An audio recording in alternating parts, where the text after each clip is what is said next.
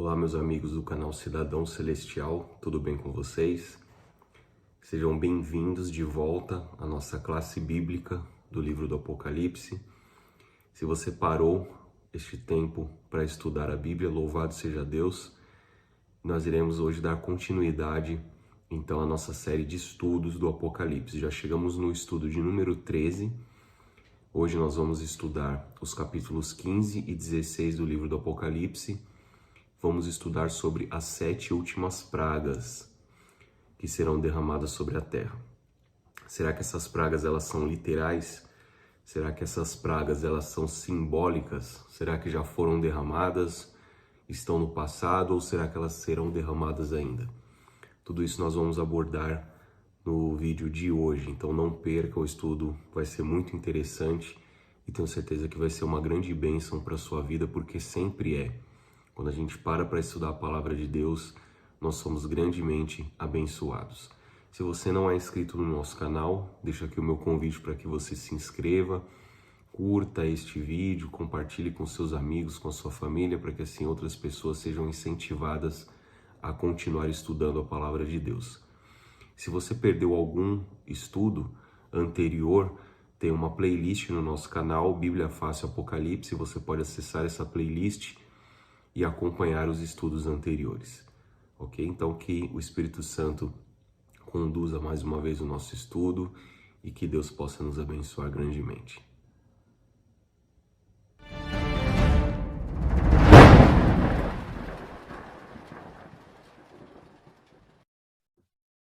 E meus amigos, estamos aqui então de volta para dar início ao nosso estudo de número 13.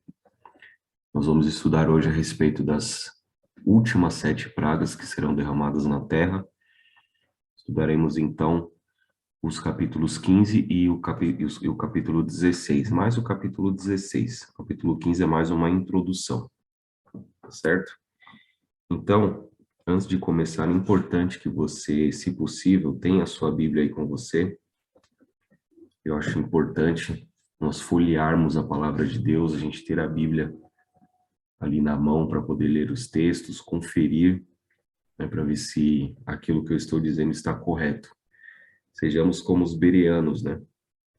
Lá no livro de Atos mostra um episódio em que o apóstolo Paulo ele foi pregar em um determinado lugar e os irmãos daquele lugar conferiam na Bíblia tudo que o apóstolo Paulo falava. Eu não tenho tanta credibilidade assim como o apóstolo Paulo. Então, a gente procura sempre apresentar a verdade, mostrar a palavra de Deus, mas é importante que você acompanhe na Bíblia, que você tenha esse hábito, né, de ter a palavra de Deus e sempre conferir os textos, quem sabe ele fazer uma marcação, para que você possa também ir decorando, né, a palavra de Deus. Isso é muito importante. Antes de nós começarmos, vamos fazer uma oração. Se você puder fechar os seus olhos, curvar a sua fronte e vamos juntos orar a Deus. Bom Deus, nós agradecemos ao Senhor mais uma vez pelo privilégio e a oportunidade que o Senhor nos concede neste momento de estudarmos a Tua Palavra. Que o Senhor possa nos abençoar o estudo e o Espírito Santo possa conduzi-lo também. Que possamos colocar em prática a Tua Palavra em nossas vidas, Senhor. Que assim seja, em nome de Jesus, nós te oramos. Amém. Ok, meus amigos. Então, as 7 últimas pragas. Vamos então tirar algumas dúvidas aí com relação a este capítulo, que é um capítulo pesado, né? Não é um tema assim muito popular de você pregar, mas está na palavra de Deus e é importante a gente estudar e procurar entender e tirar lições a respeito disso. Então, o primeiro texto que nós vamos ler está lá no livro de Apocalipse, no capítulo 15, verso 1, que diz o seguinte: eu estou aqui com a minha Bíblia, eu vou ler. Vi no céu outro sinal grande e admirável, 7 anjos tendo 7 últimos flagelos, pois com este se consumou a cólera de Deus. Então aqui João ele teve essa visão no céu, né? 7 anjos tendo os 7 últimos flagelos. Então você veja que Deus ele tem preparado essas últimas pragas para serem derramadas sobre a terra. Isso está intimamente ligado com a obra de Jesus no santuário celestial. Nós já estudamos aqui a respeito no nosso canal, tem um vídeo, eu vou até deixar no card aí, para que vocês quiserem assistir. O título do vídeo é O que Jesus está fazendo agora? Jesus, neste momento, ele atua como nosso sumo sacerdote no santuário celestial, né? O livro de Hebreus fala bastante a respeito disso, da obra de Jesus no santuário como nosso intercessor. Porém, este período de intercessão de Jesus, ele vai finalizar, né? Tem uma hora que ele vai acabar. A gente não sabe quando isso vai acontecer, porém, isso vai acontecer. Então, nós já estudamos aqui em estudos passados a respeito da profecia das 2.300 tardes e manhãs, lá de Daniel 8,14, e nós identificamos que o Senhor Jesus começou a sua obra no santuário celestial como sacerdote no ano 31, e até o ano de 1844 ele exerceu essa função no lugar santo, né, do santuário, passando então de 1844 para o lugar santíssimo. Então, do ano 31 até 1844, Jesus ele exclusivamente trabalhou como um intercessor da igreja, e a partir de 1844 ele passa a fazer o trabalho de purificação no santuário. E começa então o juízo, né, o juízo investigativo. Então, além de interceder, Jesus ele começa então a obra de juízo no santuário e purificação do santuário. É isso que nós entendemos quando a gente estuda ali a profecia das 2.300 tardes e manhãs, no livro de Daniel 8,14. Então, este trabalho de juízo, de purificação do santuário, quando ele se terminar, iniciará então o derramamento das pragas. Quando a gente vai, se você tiver aí com a sua Bíblia, dá uma olhada no capítulo 15, verso 8 do Apocalipse. O texto diz o seguinte: o santuário se encheu de fumaça procedente da glória de Deus e do seu poder, e ninguém podia penetrar no santuário enquanto não se cumprissem os 7 flagelos dos 7 anjos. Então você veja que o texto ele está mostrando exatamente este momento em que o Senhor Jesus Cristo ele vai finalizar a sua obra de intercessão. O santuário se encheu de fumaça e ninguém podia penetrar no santuário, ou seja, a gente chama o momento do fechamento da porta da graça, né? Hoje, a porta da graça ela está aberta. Nós temos ali a possibilidade de Jesus ainda interceder por nós e perdoar os nossos pecados e nós nos arrependermos, nos voltarmos para Deus. Mas este momento que está localizado no futuro, ninguém mais vai poder penetrar no santuário, então representa justamente o período em que Jesus Cristo ele vai encerrar a sua obra de intercessão, e aí sim as pragas serão derramadas. Então, neste período, quem está salvo, e quem está perdido, está perdido. Haverá um período, então, em que as pessoas ficarão aqui na Terra, um período a gente entende como sendo muito breve, mas as pessoas salvas ficarão na Terra aqui sem intercessor. Ok?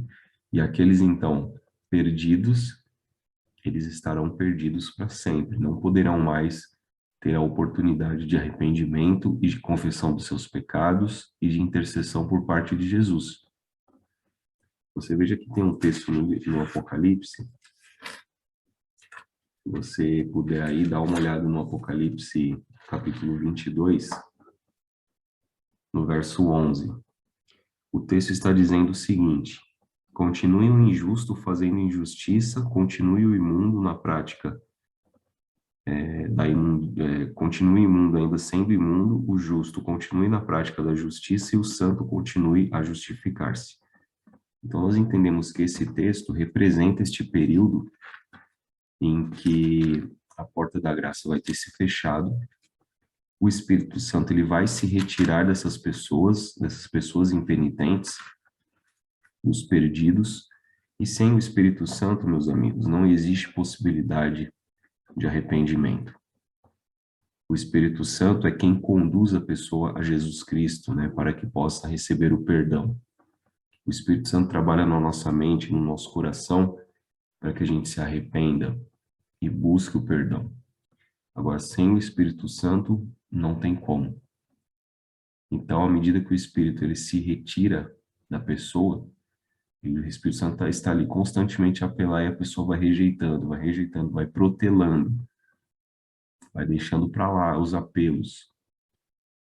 E isso de várias formas lhe é feito. Por exemplo, esse vídeo que nós estamos fazendo aqui, eu não sei quantas pessoas vão assistir, quantas pessoas tomaram conhecimento desses assuntos, mas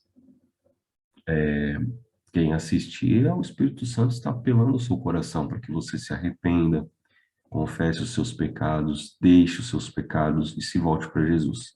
Isso a gente tem que fazer constantemente, sempre permitir, deixar o coração aberto para que Deus ele possa apelar, né, para a gente e nos mostrar o caminho. Então vamos lá, vamos agora partir para o derramamento das pragas e vamos estudar um pouco aí a respeito destas pragas. Então a primeira praga, Apocalipse 16, verso 2 diz o seguinte: Saiu, pois, o primeiro anjo e derramou a sua taça pela terra, e aos homens portadores da marca da besta e adoradores da sua imagem sobrevieram úlceras malignas e perniciosas. Então aqui a gente já começa a identificar uma coisa importante.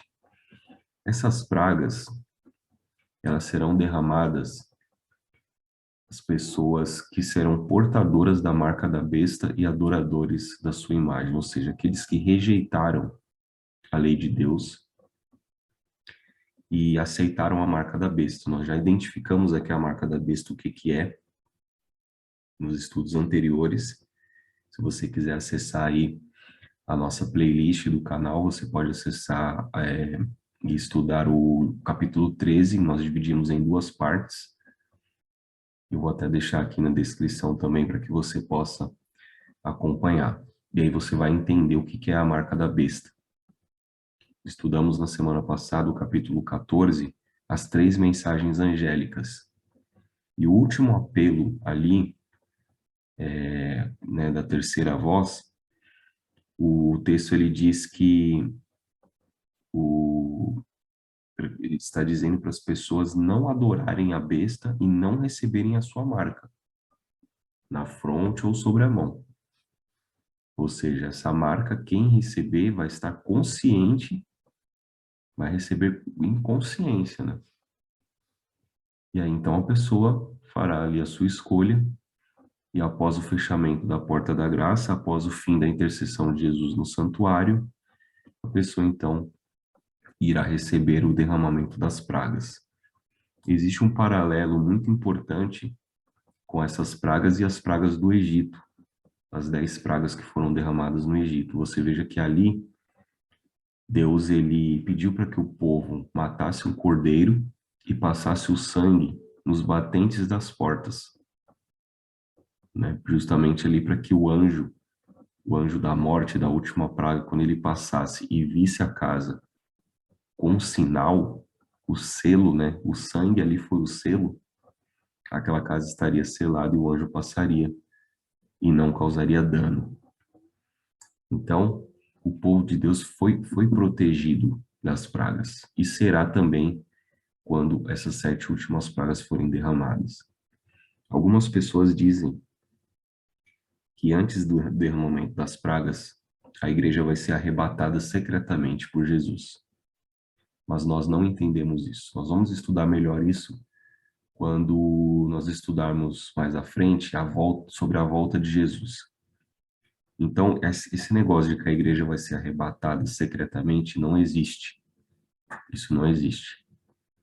Haverá sim uma grande tribulação em que a igreja vai passar aqui na terra, que será exatamente este momento do derramamento das pragas, não só pelas pragas em si, mas a grande tribulação é porque as pessoas elas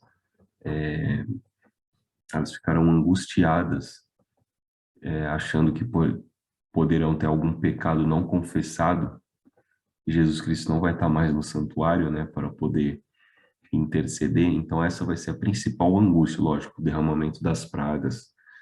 E você veja que a primeira praga está dizendo que aos adoradores da imagem da besta e aos portadores da marca da besta sobrevirão úlceras malignas e perniciosas. Então será uma coisa terrível, terrível.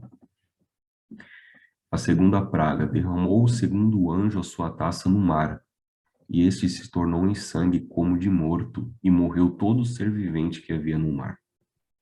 Apocalipse 16, verso 3. Aqui está a segunda praga. Então o anjo vai derramar sua taça no mar. Nós entendemos aqui que as pragas, elas não serão universais, elas serão locais. Por que que a gente entende isso?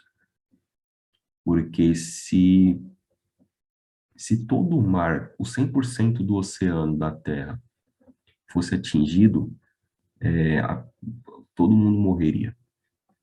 Então a gente entende que essas pragas elas serão localizadas, ocorrerão eventos aqui, eventos ali, né, serão concentrados, apesar das pragas serem derramadas na sequência em um período curto de tempo, a gente entende que pode ser de repente um ano, né, num período de um ano aí tudo isso vai acontecer de forma localizada. Então aí essa segunda praga sendo derramada no mar e o mar tornou-se em sangue. Veja que coisa terrível. Então aqui a gente tem uma imagem aqui mais ou menos para a gente poder entender como que vai ficar o mar. Né? A água vai se tornar em sangue, semelhança do que aconteceu lá no Egito, no Antigo Testamento, no livro de Êxodo. Depois você pode dar uma lida com calma, a parte ali das pragas. A terceira praga, derramou o terceiro anjo a sua taça nos rios e nas fontes das águas, e se tornaram em sangue. Então ouviu o anjo das águas dizendo, tu és justo, tu que eras, tu que és e que eras, o santo, pois julgastes estas coisas, porquanto derramaram sangue de santos e de profetas, também sangue lhes tem dado a beber. São dignos disso, ouvi do altar que se dizia, certamente, ó Senhor, Deus Todo-Poderoso, verdadeiros e justos são os teus juízos. Então aqui, o terceiro anjo, ele derrama sua taça nos rios e nas fontes das águas, e elas se tornam em sangue, afetando então o abastecimento de água das pessoas. Isso vai ser afetado. Então as pessoas não vão conseguir beber água porque a água vai ter se tornado em sangue. Por que isso? Olha o que o texto está dizendo, né? Porquanto derramaram sangue de santos e profetas. Ou seja, por ocasião da perseguição, né? Ocasião da perseguição, as pessoas, o martírio de muitas pessoas foram martirizadas no passado e nós acreditamos que voltarão a ser no futuro, porque a perseguição ela vai voltar. Assim como ocorreu na Inquisição, na Idade Média, muitas pessoas morreram, muitos reformadores morreram. Então, essa praga especificamente nos faz lembrar este período de perseguição. Então, vai ser algo realmente terrível. Então, aqui nós temos uma imagem, né? Uma representação do que vai acontecer no derramamento desta terceira praga. Agora, uma coisa importante para nós também é que a gente mencionar de que essas pragas elas serão literais, tá? Elas serão literais, não são simbólicas. A gente sabe que muita coisa no Apocalipse, a gente vem aprendendo isso ao longo do estudo, muitas coisas ali são simbólicas, né? Porém, essas pragas, elas serão literais. Elas realmente ocorrerão tal qual está descrito ali.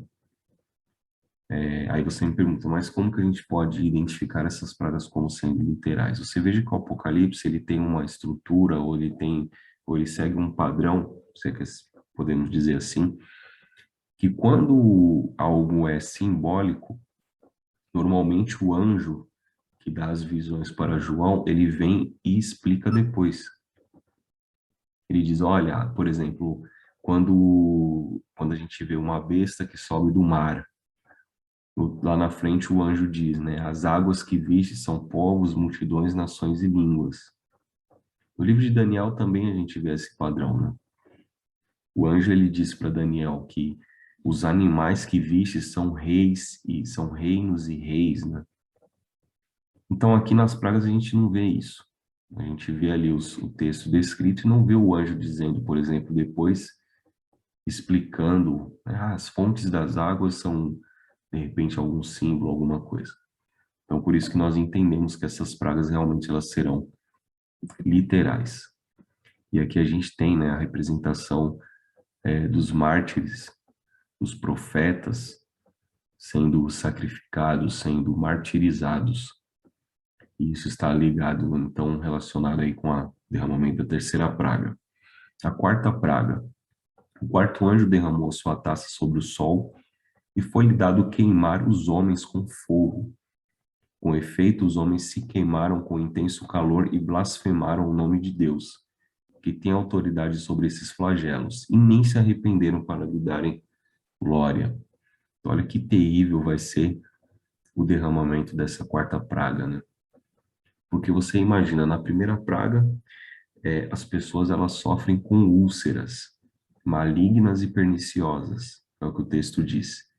E aqui, as pessoas já estão com úlceras e serão queimadas com um fogo intenso do sol, porque o sol ele vai se aquecer e, e ele vai queimar, então, a pele das pessoas.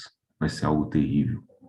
E você veja que aqui nós temos uma evidência de que o Espírito Santo realmente se retirou da terra e não está mais atuando ali na mente e no coração das pessoas. Porque mesmo diante dessa situação, eles continuaram blasfemando o nome de Deus e nem se arrependeram para lhe dar-lhe glória. Porque não tem como se arrepender, o Espírito Santo se retirou da terra. Então haverá aí um aquecimento por conta do derramamento desta praga. Quinta praga. Derramou o quinto anjo sua taça sobre o trono da besta, cujo reino se tornou em trevas, e os homens remordiam a língua por causa da dor que sentiam, e blasfemaram o Deus do céu por causa das angústias e das úlceras que sofriam, e não se arrependeram das suas obras. Então aqui a gente vê que esta praga ela vai ser derramada sobre o trono da besta.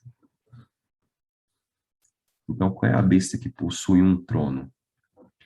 O texto de Apocalipse, no capítulo 13, no verso 2, a gente entende que a besta que possui um trono é a besta do mar, né? A primeira besta.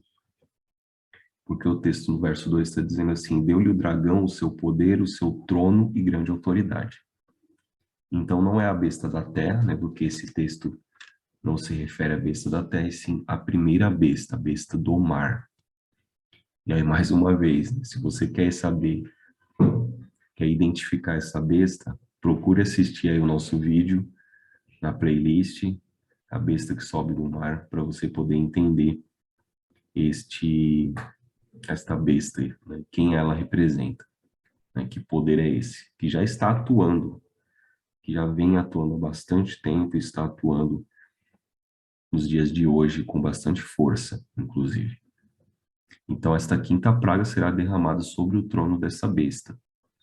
Você veja que mais uma vez o texto diz, né? E não se arrependeram de suas obras, continuaram blasfemando por conta das úlceras e todas as pragas anteriores. A sexta praga. Derramou o sexto anjo a sua taça sobre o grande rio Eufrates, cujas águas secaram, para que se preparasse o caminho dos reis que vem do lado do nascimento do sol. Então, como é que a gente pode entender essa sexta praga? Que rio Eufrates é esse, cujas águas secaram, para que se preparasse o caminho dos reis que vem do lado do nascimento do sol?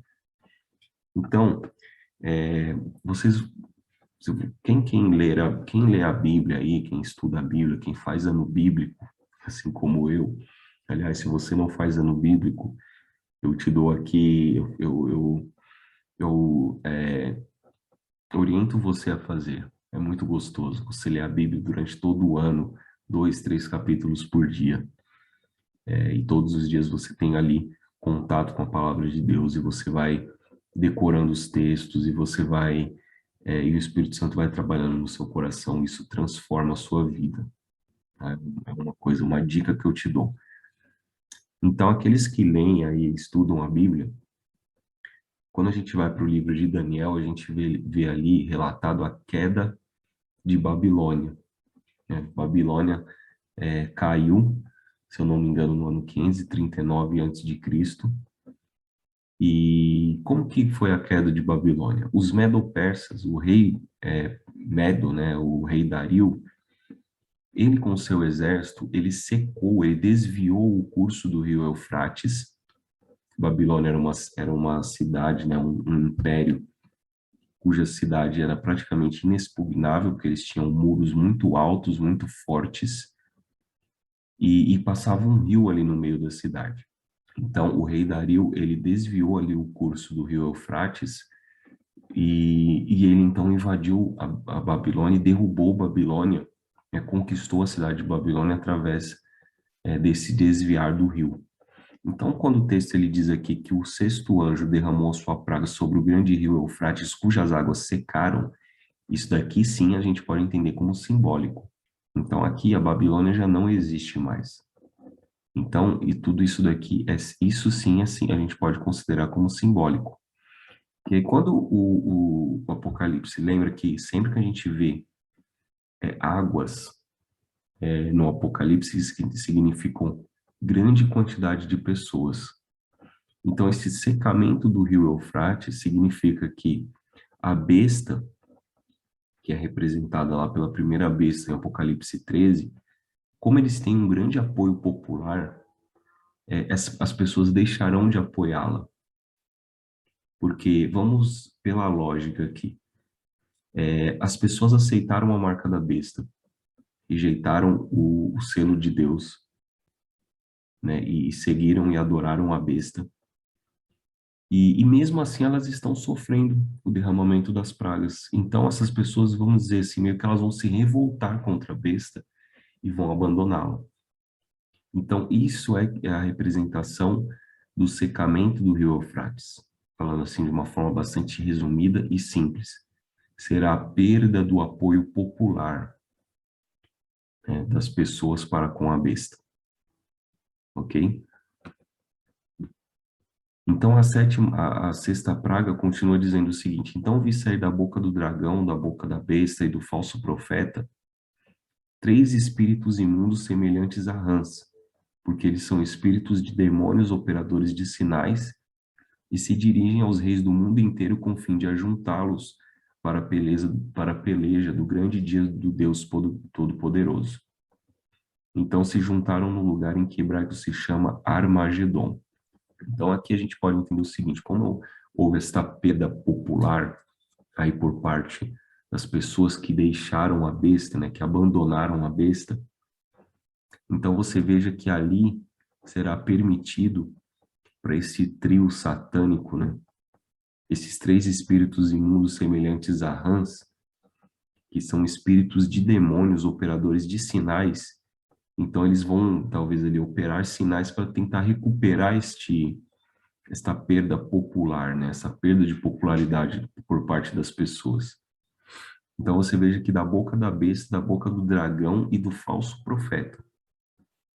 Então aqui é mais uma vez a representação do Apocalipse 13, o dragão, a besta da terra e o dragão, a besta do mar e a besta da terra.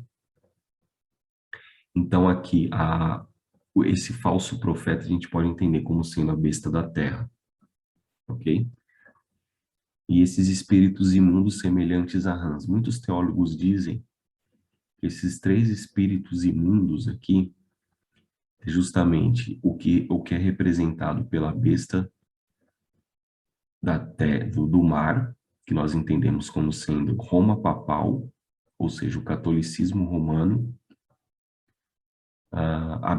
O que sai da boca do dragão é o espiritismo, a doutrina falsa, né, que prega aí a imortalidade da alma, no cujo o Satanás ele traz desde o Jardim do Éden, né, quando ele diz a Adão e Eva, é certo que não morrereis.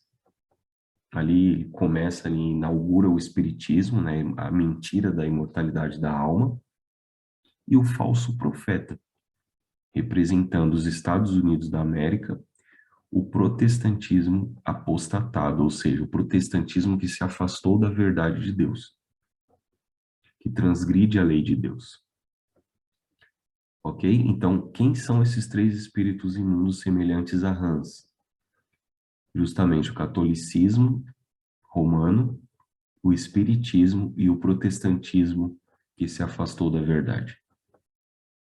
Então, estes é que vão operar sinais, enfim, se dirigir aos reis do mundo inteiro para juntá-los para a peleja do grande dia do Deus Todo-Poderoso. Então, são esses movimentos religiosos aí que tanto espiritismo como protestantismo carismático, né, que dizem falar em línguas e fazem sinais e milagres. E se você olhar hoje, tudo isso, tudo isso é uma realidade hoje. É uma realidade.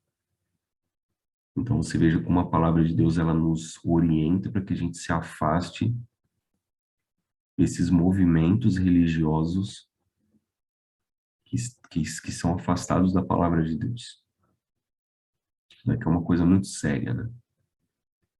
Aquilo que está na palavra de Deus, que é pregado no Evangelho eterno, nós estudamos na semana passada, né? O Evangelho eterno ele tem que ser pregado em grande voz. Temei a Deus e dá-lhe glória, pois é chegada a hora do seu juízo, e adorai aquele que fez os céus, a terra, o mar e as fontes das águas. Ou seja, faz uma menção ao quarto mandamento, que é o dia de sábado. E esses três espíritos imundos aí que a gente identificou, todos eles rejeitam o sábado. Então você veja como a lei de Deus ela é importante. O sábado nos leva a toda a lei. É como se fosse ali um elo para todos os mandamentos. Então, também não adianta você guardar o sábado e não guardar os outros 9, não adianta você guardar 9 e rejeitar um. Né? Nós temos aqui pregar a vigência da lei de Deus como um todo. Então, a última praga, derramou o sétimo anjo sua taça pelo ar, e saiu grande voz do santuário do lado do trono, dizendo, feito está. E sobreveram relâmpagos, vozes e trovões, e ocorreu grande terremoto, como nunca houve igual desde que há gente sobre a terra. Tal foi o terremoto forte e grande.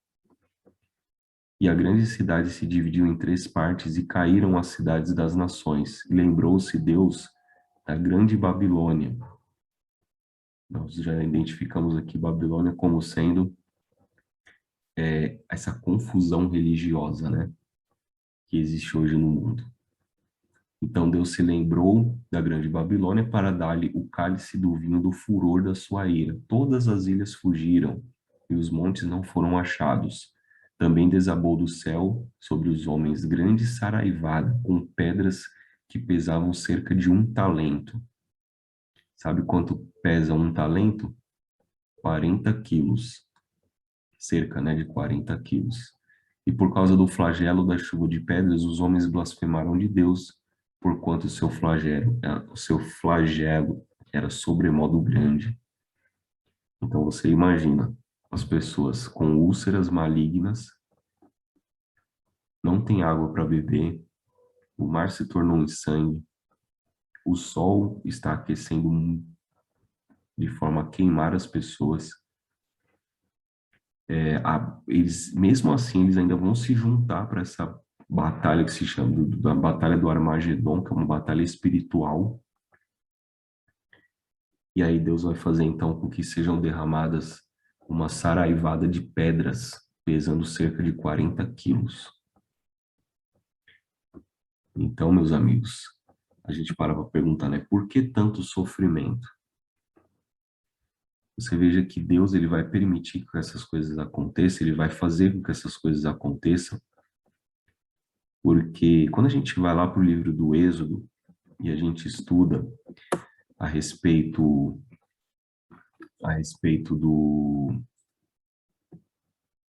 das pragas que ali foram derramadas, a gente percebe que praga após praga, Era Deus apelando ali ao coração de Faraó para que ele se arrependesse e deixasse o povo ir para o adorar, né?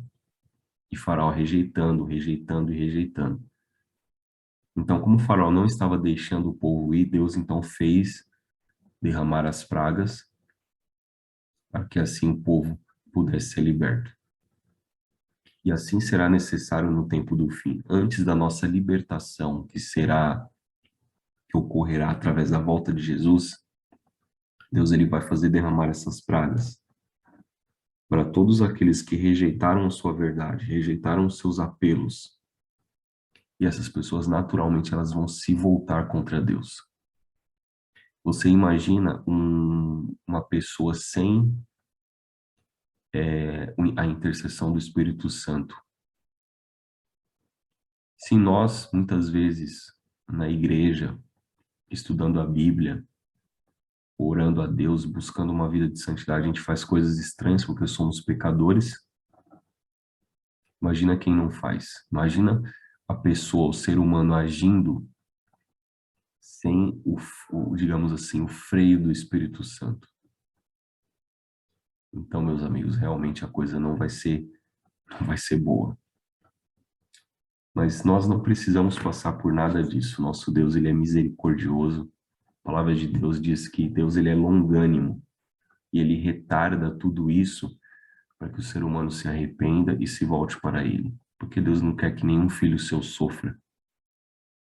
Agora, por isso é que Deus, louvado seja Deus, se a gente está estudando isso hoje, porque nós temos essa oportunidade hoje, a porta da graça está aberta.